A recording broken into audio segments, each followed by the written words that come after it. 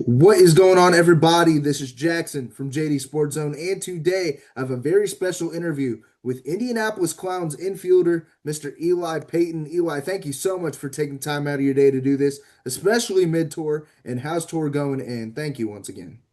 Jackson, what's up, man? Super excited to be here. Tour is off to a great start. The Clowns are 2-5. Couple tough losses, couple walk-offs that you can't control it. It's banana ball. It's crazy. It's out of control. But yeah, I'm a rookie on the Clowns. Have absolutely enjoyed every minute of interacting with fans, playing baseball, learning new dances, which has definitely been interesting for me. But man, what a first month it's been. I got player of the week my second week in banana ball, hit 2 home runs in Memphis, and then have made some pretty sick trick plays, and it's just been an absolute blast. Yeah, I'm glad to hear that you're excited being on the tour and being a rookie in Banana Ball. And again, I've had a lot of conversations with some Indianapolis Clowns players like Brian Dansereau, like Fisher Polydoroff, and I'm excited to get you on, man, because you're one of the best players in Banana Ball. So I'd love to start off with my first question. Now, you recently graduated from Grand Canyon University playing baseball over there. Now, I know a lot of guys debate on going pro to, there's four different indie ball leagues, and then there's the Mhm. minor leagues. What made you want to choose banana ball? Yeah, so I actually got a little taste of indie ball last summer. After the draft, when I didn't get drafted, I was, working out and preparing as if I was going to get drafted. I had a couple meetings and workouts with teams. Nothing happened. Everything fell through, which was, God's plan. But I ended up going indie ball for half of the summer from like July 15th to the end of the season and did great. But, you're playing in front of maybe 500 people, which if you play in front of one person, that's a blessing. So you can't take that for granted. But there was no energy. It was a grind. You're playing 6 or 7 days a week, and it's very tiring on the body, and you're not making much money. And I was really I was it was special because I was in Montana, which is just a beautiful place. But outside of that, there's not much to do up there. You're away from family. Um, and I looked at myself. I was like, I don't think I could do this another summer. Like it's I love baseball, but it's kind of like the end of the road. Like, and then I heard about banana ball, and I actually was the one to reach out to Barry Aldridge, the guy that does all the recruiting. I was like, hey man, like this would be perfect for me. Like, what do I need to do? So I went to a tryout, and everything happened from there. I mean, it's great that you're in banana ball and that, God had a plan for you outside of pro ball and getting into entertainment baseball, which I truly love what banana ball does and their message to fans first entertainment. So it's great to hear that you're having an exciting experience outside of pro ball and in entertainment baseball. Now, I want to ask you this because I've had about maybe 30 plus banana ball interviewees on, and every Mhm. story is different when I ask about what was it like when you got drafted? Where were you, and how exciting was it to get the call? What is your draft story? Yeah, my draft story is actually pretty funny. So at the time, I was working a mentorship job for like connecting youth athletes to college and professional athletes. And I was actually alone in Santa Clara, California, which is up by San Francisco. And I was working like a seminar, and Coach Fox called me at like 8 o'clock in the morning. I just got done working out, and he's like, "What's up, man? Like, I'm gonna draft you on the Clowns." And I was like, "No way!" So like, I had the biggest smile the entire day. I was telling everyone I got drafted by Banana Ball. They're like, "Oh my gosh, you're like a celebrity now." I'm like, "Am I?" But it was a really like cool moment just to take in as myself. My girlfriend and I watched the night before in Arizona, and I was hoping my name was going to get called in the fifth round, but sixth round, can't ask for anything better.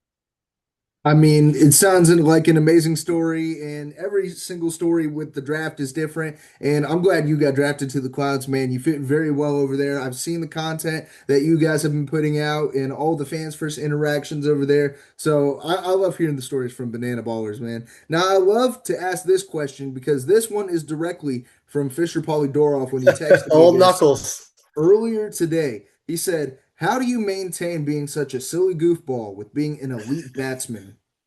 Yeah, I could just envision him saying that, yeah. Truly, I think I've been a goofball. I've been a clown since I was a little kid. I've always played, like a kid on the baseball field, whether I was in college or professional or banana ball. and that's why I think I'm such a great fit for this league. Is I'm always energetic, I'm always smiling. I love to play baseball, and through my hard work and dedication to the sport, I think I've became a great hitter. And that's came from countless hours in the cage. Shout out my parents for paying for lessons as a kid and allowing me to do what I need to be great. So yeah, I love goofing around. Me and Fish, just the 2 months I've got to know him, we've become really close. So I mean, I love Fisher Polydorf. Always a great guy to have on the podcast. And you seem like a great guy as well, like super energetic. And I love when guests are just as energetic as I am because it makes the podcast lively, super exciting. So I love hearing that you're having a lot of great connections with your new teammates on the Clowns. Now, that kind of actually leads to my next question. What's been your favorite collaboration or dance you've done on tour so far throughout the 2026 season? all right, so I had my first walk up last week. It was the from the Glee like movie or show or whatever. Say a little prayer. Totally out of my comfort zone, but people ate it up. It was hilarious. My girlfriend was like, "Who are you?" But it was some good stuff, Jackson. I don't know if you saw it on my Instagram or I did. socials. Yeah, we'll just keep it at that. Definitely something I had to learn. I was so nervous. Like I was like, I gotta perform this in front of like 10,000 people. Are we serious? But it went well. I think I killed it. I'm definitely learning how to dance. My mom was actually a dancer when she was younger, so she's been teaching me a little bit as well as Maceo, the head lead of dancing for the whole Savannah Bananas organization. So yeah. Great to hear that, you're building up your dancing skills because, my girlfriend's not really a big sports fan, but when she saw that and she's a big Glee fan, it got her into Banana Ball, and it's a hard time getting her into sports, and Hey, showing her Banana Ball yeah. is the best thing for it. That's So why we do it, right? We're bringing new yeah, fans to the game, just like your girlfriend. That is a yeah. great example. I love that. Yeah, I mean, I love it too. Something I can actually watch with her without her, asking to change the channel. So, Yeah. it's great to hear those stories with the collaborations and to say a little prayer for you. Now, I want to ask a really fun question because I saw your nickname and it's one of the coolest nicknames I think I've ever seen in Banana Ball or just in baseball in general. How did you get the nickname Juice Box? Yeah, I love it. Great question. So I have always like since I was young, like I touched on, played with energy. And me and my buddies growing up with I have a really close knit group of friends. And we always say like, I'm so juiced up, like just always like juice, like and then we just like probably go like chest bump or something. And I was like thinking, I was like, what would be a great thing that like encompasses me, encompasses my energy? And I was like, juice box. Like also I love juice. Like I always love orange juice. And like Capri Suns. So I was like, this would be perfect. Like it's a fan engagement thing. I could give out juice boxes at games. Like little kids love juice boxes, right? They're always drinking them. And then I've been experimenting with the eye black, but I truly like I'm full of juice. Like I'm fired up all the time. So I think that's where it comes from. I'm still experimenting with it. I would love for that to kind of continue to grow and build and try to market it and even maybe possibly sell my own juice boxes one day. Oh, So there's a lot of stuff in the future that I'll keep under wraps for now, but expect some stuff. yeah, I hope to see some Eli Paton juice box in the stores and the Publixes, Walmarts, Aldi's, wherever they're going to sell them. So hopefully I want to see that soon. Now, before I ask this question, have you ever tried pineapple juice? Oh yeah, I love pineapple juice. Okay, so I'm going to ask you this: start, bench, cut, apple juice, orange juice, pineapple juice. I think that's pretty easy for me. I think I go start orange juice. That's my go-to. Like nothing like a fresh squeezed orange juice from like a farmer's market. Like man, that gets me going. I think I'm gonna go pineapple juice in the two hole, on the bench, but he's a good secondary. And then apple juice, confuses me because like when you eat an apple, it's not that juicy, right? Like, Mhm. where are we getting all that? Is it fake? Like, I've never had fresh squeezed apple juice, which I'm sure is a thing because you got juicers, right? I have a juicer. So maybe I'll try that. So I'm not gonna like totally get rid of apple juice because I can't judge it completely, but it's in my three hole. Are you a pulp guy when it comes to orange juice? I don't know if there's a hot take, but I do like pulp. Yeah. What I are your like I opinions? like pulp as well. So I Yeah, mean, yeah, a yeah. lot of people have debates about it. Pulp, no pulp, medium pulp. I mean, I'm a big Tropicana guy, and being from the Georgia, and then you drive down to Florida and get a nice cold drink of orange juice. It's Oh, like amazing and top tier. Relating to that. Now, I want to ask you this because a lot of guests seem to come through Banana Ball, like John Cena, you've seen in the past. Who yep. is a guest that you're excited to maybe do a collaboration with that you may know of or may not know of, or a dream guest you want to do something with this season? Yep, I got it. Easy question for me. So fun fact, my uncle is actually the general manager of the Denver Broncos. So I've been blessed, experience a lot of cool things with the Broncos. Whenever I go to games, I go on the field and interact with the players and stuff. And obviously, the Clowns are going to Denver, and I think it's August or September. I think it's August. So if my uncle could get me Bo Nix and I could like walk out with Bo Nix and he could like throw me a touchdown pass similar to who was it? Tyler Shuck the other day Hmm. at the Superdome, like threw Danny Hosley a touchdown pass. Like if Bo Nix could be like walking out with me for my at bat or just something, like I would be so sick. So I'm a big Denver Broncos fan.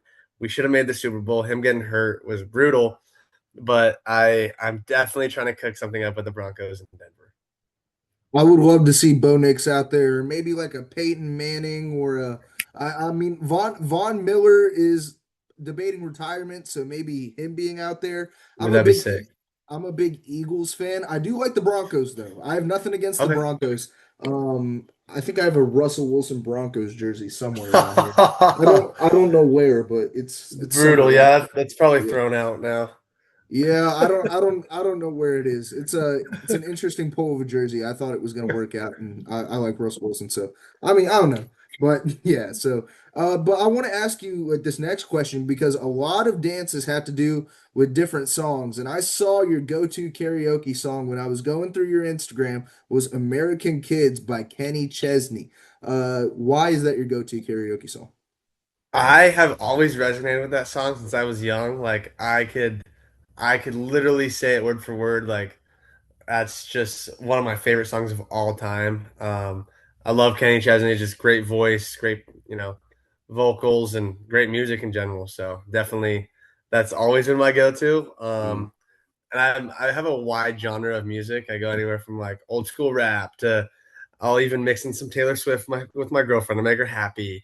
And then, some country. So I mean, I love Kenny Chesney. Personally, my favorite Kenny Chesney song, Out Last Night by Kenny Chesney. It's it's a good always a one. go-to karaoke song when I'm with my friends, when with the guys out and stuff. So I want to ask you this, top three Kenny Chesney songs outside Oh, of American Kids. that's tough. I was supposed to go to a Kenny Chesney concert. Like I'm not gonna judge the songs until I see him in person. That's usually what like Hmm.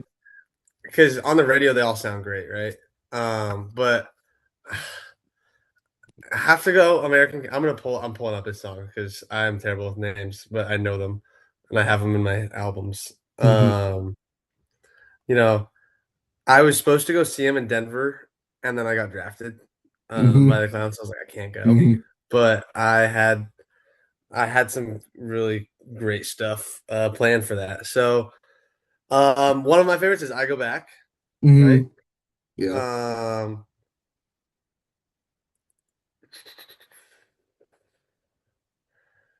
gosh, that the Road and the Radio album is sick. Hmm. Summertime is great. Yeah. Um, It's a tough question because Kenny Chesney has so many great songs. when the sun goes down, that those are all bangers from that. So Hmm. I mean, you just can't go wrong. Yeah, I mean beer Mexico as well. I mean, throw that Oh out there. I yes, love, yeah, I love Kenny Chesney, and I love the fact that you chose American Kids by Kenny Chesney. I would love to see an Eli Paton walkout to American Kids by Kenny Chesney. and So I've had that in my idea book. So we think the and same language here, Jackson. let's see what happens when it comes to that. Now, obviously, you said your favorite stadium to go to later on in the tour is Denver. What's another place you're excited to go to? Okay, so this is me kind of marketing the smaller cities here. Like Denver's Hmm. gonna be sick. We go to Anaheim, my hometown, next week. So super fired up for those big league stadiums. I've never truly played in a big league stadium. I've been there, I've practiced there, but I've never played in one. So that's gonna be such an unreal experience. But some of the smaller ones, I've like, I don't know about you, but I've never been to South Dakota. I've never been to North Dakota. I don't think I would ever go there if it wasn't for Banana Ball. Hmm. So people, they don't have a bunch of sports, right? They have pretty good football teams. But outside of that, like they have nothing. They have no baseball. So I think they're just going to be absolutely fired up to see us, and I'm so excited to meet those fans out there. And it's cool that there's fans in literally every state. So I'm excited. Yeah, I mean, I'm super excited to see you guys go out there as well because not a lot of people go, as you said, there's not many sports in North Dakota, South Dakota. You Mhm. have the football teams, and that's really it. So, I mean, it's one of their very few chances to go out to a sporting event. So, it's great to hear that, the Indianapolis Clowns are going out to North Dakota and South Dakota. Now, I actually do want to ask you this because you mentioned you played in Montana and also North Dakota and South Dakota, and everybody knows how interesting of an atmosphere it is to play at like a Coors Field. Are Mhm. you excited to play in that type of atmosphere? Oh my gosh. It's I can't even like fathom how crazy that's gonna be because I've been playing like around 8 to 15,000 person stadiums the last couple of weekends, and that's been like unreal. Like it's hard to catch your breath because like first off, banana ball is like literally a cardio for 2 hours, but then you have 10,000 people yelling at you, excited. You're trying to engage with them, and I can't even imagine what 60,000 people is going to look like. Sometimes like I've heard like big leaguers just they say like to the rookies like don't look up because the fans never stop. So I mean I think I'm gonna look up and really enjoy the moment. I think one thing that sticks out to me if you've ever seen is Adley Rutschman like right when he debuted he turned around and like soaked in it all. Like I want to do that. So I'm gonna I'm gonna soak it all in. I mean, I look forward to you playing in that atmosphere. I've been out to Coors Field before, and it's absolutely electric. I mean, personally, I'm a St. Louis Cardinals fan. You don't get an electric Okay. atmosphere nowadays as a Cardinals Yeah. fan. So it's great to see, all fans super excited, to watch a baseball game and especially an entertainment baseball game like Banana Ball. Now, Eli, I have two more questions for you, and I know you grew up a Los Angeles Dodgers fan. Yeah, yeah, they're back-to-back World Series champions. I know. Do you have a Mount Rushmore of Los Angeles Dodgers that you watched growing up? Yeah. Well, we're gonna get nitty gritty here. I grew up in the days that the Dodgers weren't great. Um, Mhm. I grew up loving Kershaw, so Mhm. he's not on just my Mount Rushmore. He's like an all time Mount Rushmore, Mhm. in my eyes. But Kershaw definitely there. And then we're gonna name three guys that maybe the everyday baseball person doesn't know. Rafael Furcal. I Mhm. loved watching him. He was a Cardinal, right? Yeah. Yeah, he Yep. was. Yep. Andre Ethier, who, he had a big hitting. I just remember weird things. He had a hitting streak when I was younger, and like I remember following it so like intensely every night. I was like, when is he gonna get a hit? So that was cool. Um, Matt Kemp deserves an Mm. MVP. Yeah. Ryan Braun took that from him, and he was on PEDs. Mm-hmm. Um, so I think those three or four guys, and then like you can rip like a James Loney in there, who Yep. didn't end up having a great career, but for a couple years on the Dodgers, he mashed. Yep. Um, and then obviously now we're unreal. But I also liked Kenley Jansen back in the day, and Manny Ramirez. God, I can go on forever. I mean, Um, I have nothing against the Dodgers. I mean, I grew up watching those guys as well. I was born in 2004, so I remember the guys of Andre Ethier, Adrian Gonzalez as well. ooh, Uh, yeah, Aegon. and I had conversations with I don't know if you're familiar with the Dodger Films guys. Oh yeah.